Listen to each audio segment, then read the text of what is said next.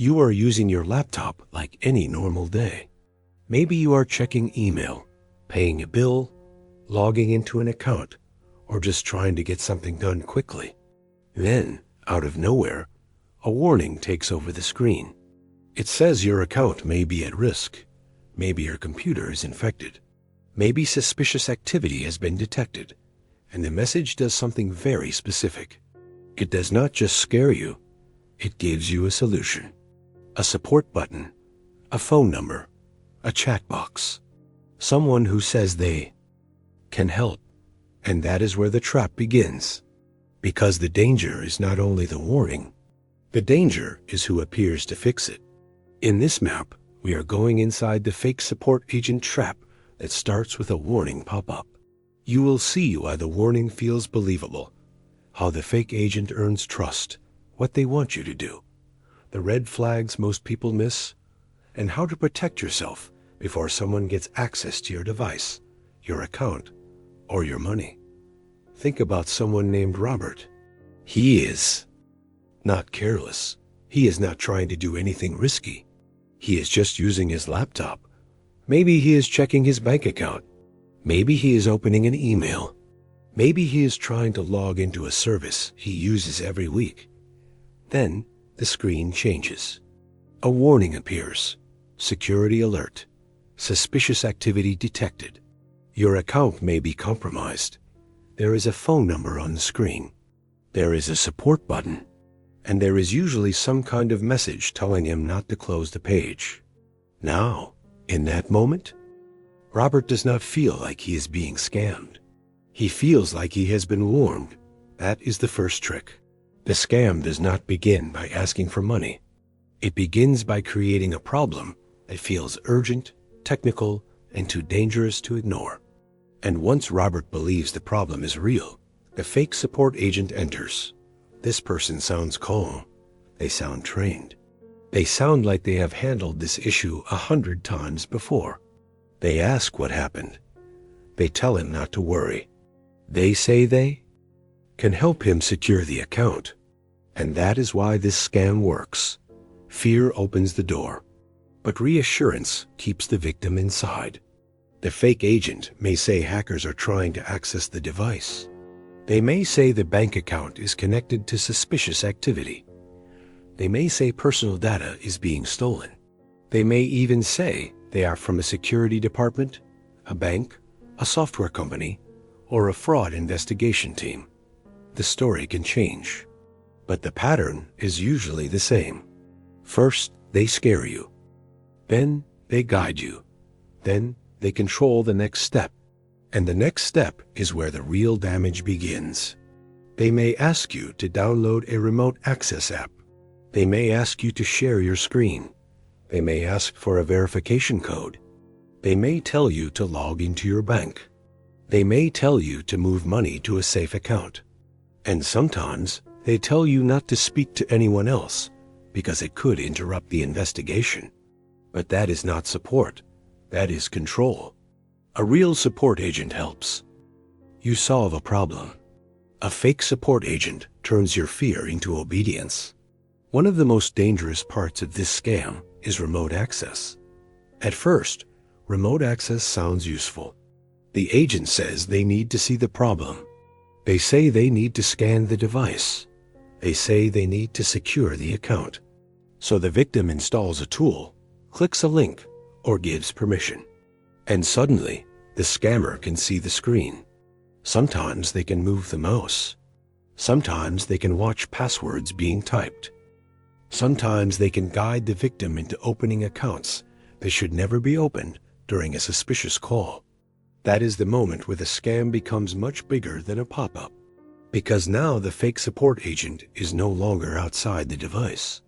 They are inside the victim's digital life. And the reason this works is simple. Support is supposed to give instructions. When people contact support, they expect to hear things like, click here, open this, confirm that, read me the code, install this. Update. That normal support behavior becomes the perfect disguise. The victim is not thinking, I am giving control to a criminal. They are thinking, I am following instructions from support. That is the psychological trap. The scammer does not need to overpower you. They only need to make obedience feel responsible. And once that happens, every step feels like part of the solution, even when it is the problem. So here are the red flags. Red flag number 1. The warning tells you to call a number immediately. Real companies do not usually lock your screen and demand that you call a random number from a pop-up. If the warning tries to trap you on the page, scare you, or make you believe you cannot close it, slow down. Red flag number 2. The agent asks for remote access. Remote access is powerful. It is not a small permission. If someone you did not contact through an official channel asks to view or control your device, treat that as a serious warning. Red flag number 3. They ask for verification codes. A code does not prove they're helping you. A code can be the key they need to access your account. If someone asks you to read a code during a suspicious call or chat, stop. Red flag number 4. They tell you to move money. No real support agent needs you to transfer money to protect it. If someone says your funds are unsafe and tells you to move them to a safe account, withdraw cash, buy gift cards, send crypto, or use a payment app, that is not protection. That is the scam reaching for the money. Red flag number 5. They tell you to keep it secret. If the agent says not to contact your bank, not to tell your family, or not to speak to anyone else, that is not security.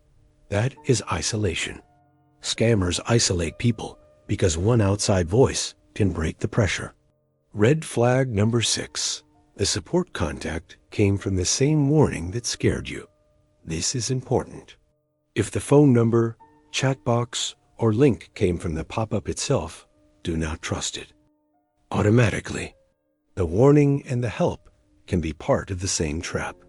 So what should you do if a warning pop-up appears? First, do not call the number on the screen. Second, do not click the support button. Third, do not download anything from that warning. And fourth, do not give remote access to someone who appeared from a pop-up, message, or unexpected call. Close the browser if you can. If it does not close, restart the device. Then go to the official website yourself. Type the address. Manually open the official app, or contact support through a number you already trust. Do not use the number inside the warning. Do not use the link inside the warning. The safest path is the one you start yourself. And if someone already gained remote access, act quickly. Disconnect from the internet. Close the remote access program. Change passwords from a different trusted device. If any bank account, payment app, or financial account was opened or discussed, contact your bank. Watch for new login alerts, save evidence, and report the scam to official fraud reporting channels. The fake support agent scam is powerful because it turns help into a weapon. It appears when you are already confused. It speaks when you want guidance. It gives instructions when you are afraid of making the wrong move. But support is not real just because it sounds calm.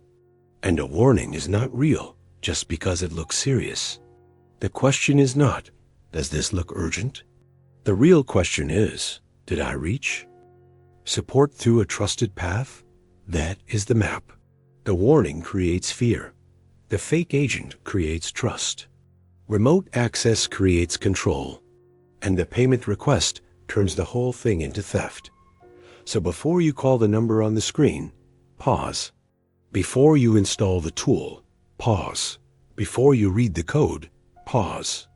And before you move money to protect it, stop completely. A real support agent can wait while you verify. A scammer cannot. Subscribe to the Scam Map and stay ahead of the next trap. Because in the next map, we are going inside the fake bank alert that makes people hand over their money while believing they are protecting it.